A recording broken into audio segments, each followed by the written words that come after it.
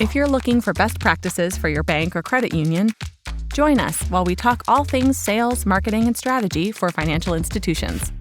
Let's make it happen with FiGrow Solutions. Hi there, I'm Meredith Olmstead, CEO and founder of FiGrow Solutions, and we are an inbound marketing and sales agency. We work exclusively with banks and credit unions, and I am here with one of our inbound marketing specialists, but she's also like our social media guru for many of our clients. Her name is Sophia Bhawani. Say hi, Sophie.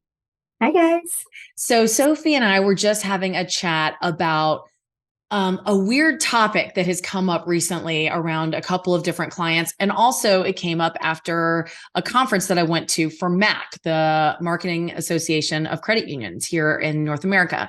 And it's about the difference between brand ambassadors and social media influencers or brand influencers. So we've been talking about this, like, because we have some clients that are using brand ambassadors, but we also have some clients who are more interested in looking at relationships with influencers. And I was like, wait, what's the difference? So Sophie was explaining this to me, and I was like, wait a minute, let's hit record and talk about this for our audience. So Sophie, like in a nutshell, what's the difference between a brand ambassador, like that a credit union or a bank would use, versus like a brand influencer or a social media influencer that a credit union might use?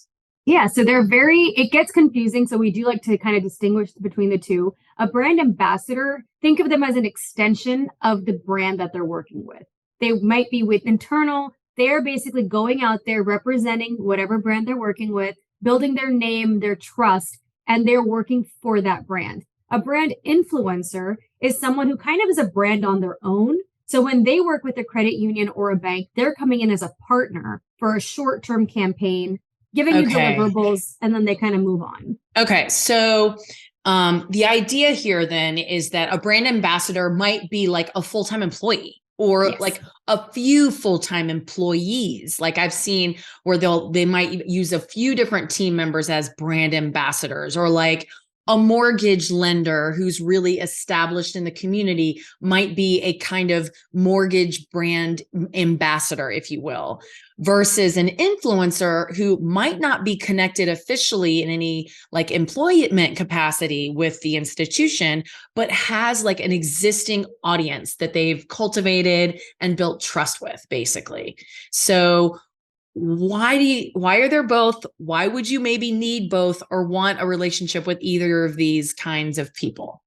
There's a space in the market for both. There's a value that both bring to the table. A brand ambassador is absolutely wonderful for building brand loyalty, getting out in the community. They're your cheerleader, and they're doing it because they genuinely love and have used your products. So when they give a message, it's a message of authenticity and they're part of the community.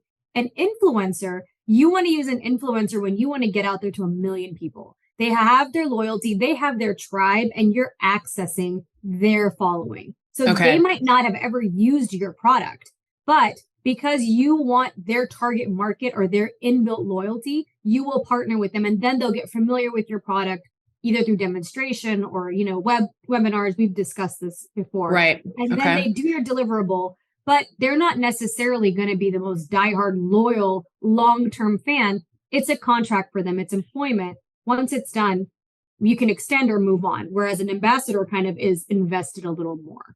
And the funny thing about this is that the brand ambassador, people might be a little bit less trusting of them in some ways because they know they're officially probably employed by your institution, your brand, right?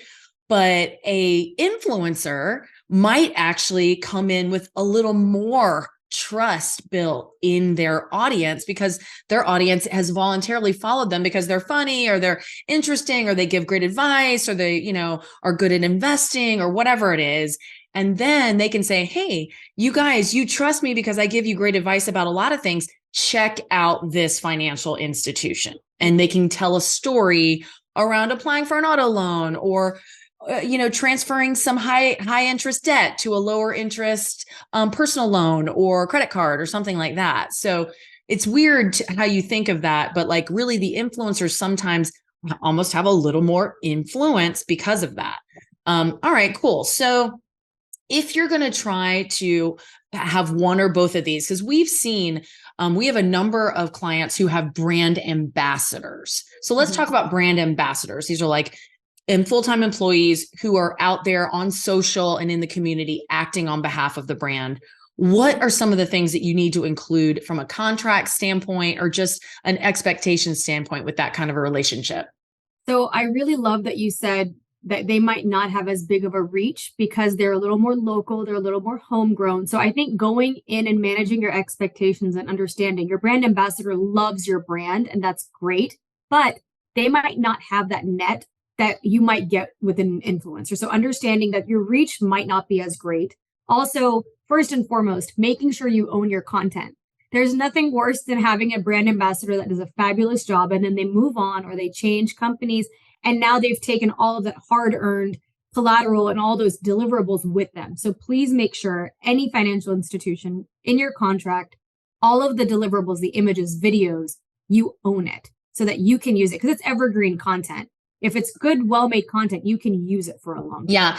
And honestly, if it's useful, informative, trustworthy, even if that brand ambassador moves on down the road, and they probably will, because most employees do, you can still, repurpose that content. That content still should be able to stand alone. So however you structure that what they're doing, what they're sharing, make sure you have it in a way that is independent from their like personal name, like if they're going to start. So for example, if you want a brand ambassador who's going to try to reach out to young people, maybe they went to a university locally and now they're working for your institution and you want them to have their own Instagram, that's fine, but don't put their name on that Instagram. Name it something that the bank or credit union can then hold on to into the future, even if you bring other brand ambassadors into the mix.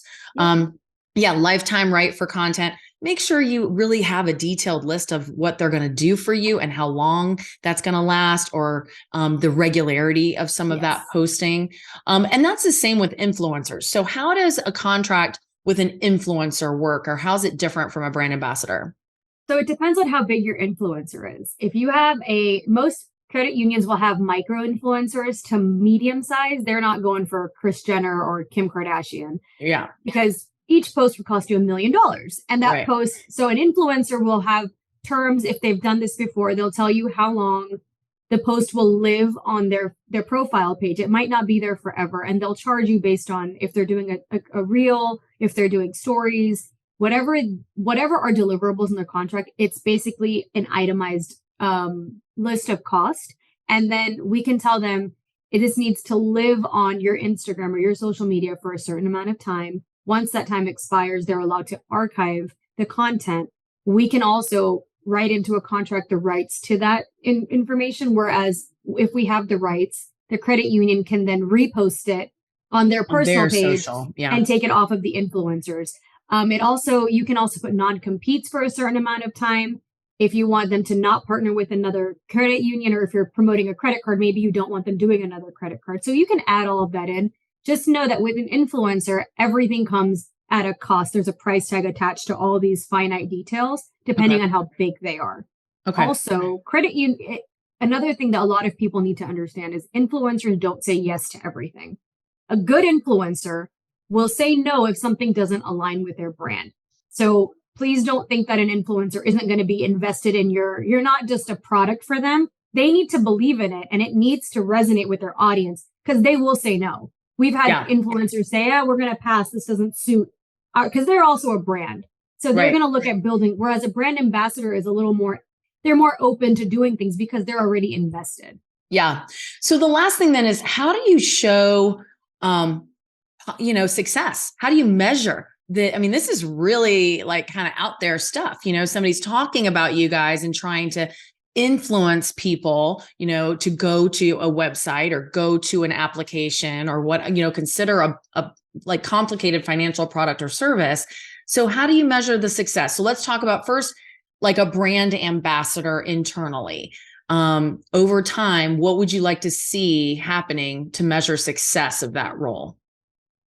Conventionally, brand ambassadors, the easiest way is to see sales generated, because when they're going out in the community, normally there's a coupon or there's something that they're giving whoever they're interacting with, and that we're able to track that. So that's kind of the easiest, most basic way. And so then like a QR code or trackable link of some kind that really drives in new leads, new applications, new accounts kind of thing. Yes. Okay. And so the good thing is with influencers, now most platforms have links that you can add. So if you create an affiliate marketing link, even if you're not selling something, that can also work as a trackable, clickable CTA where we can see how many people clicked on it, how many people went through the process. But traditionally for influencers, they're normally working with, if it's makeup or something, then there's an affiliate marketing link. Gotcha. And they're able to track how many people clicked and went through the sale with that link. So in some circumstances, you can track conversions really clearly with an influencer,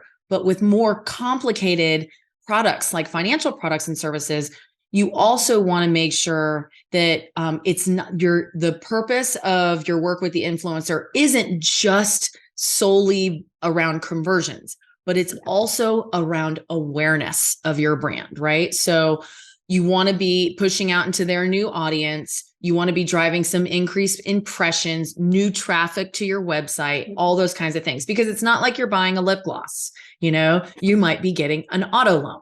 And that is much more complicated than buying an $8 lip gloss with an affiliate link. So absolutely think it's important to make sure you adjust your expectations and recognize, what some things you can easily track and others you might not be able to see a straight line from A to Z, to start to finish, because there's so many other places they have to go. But some brand awareness around that influencer. All right, cool. Well, it's so funny. I would have never thought there was so much difference between the two, but this makes a lot of sense. I'm glad that we had this conversation. Thank you so much, Sophie. I appreciate your time. If you guys want to learn more about social media or any other kind of digital marketing, please visit us at figrow.com. We have lots of great podcasts and blogs. We have ebooks, and we actually just added a couple of webinars to our website. So lots of great information there. But in the meantime, let's just all get out there and make it happen.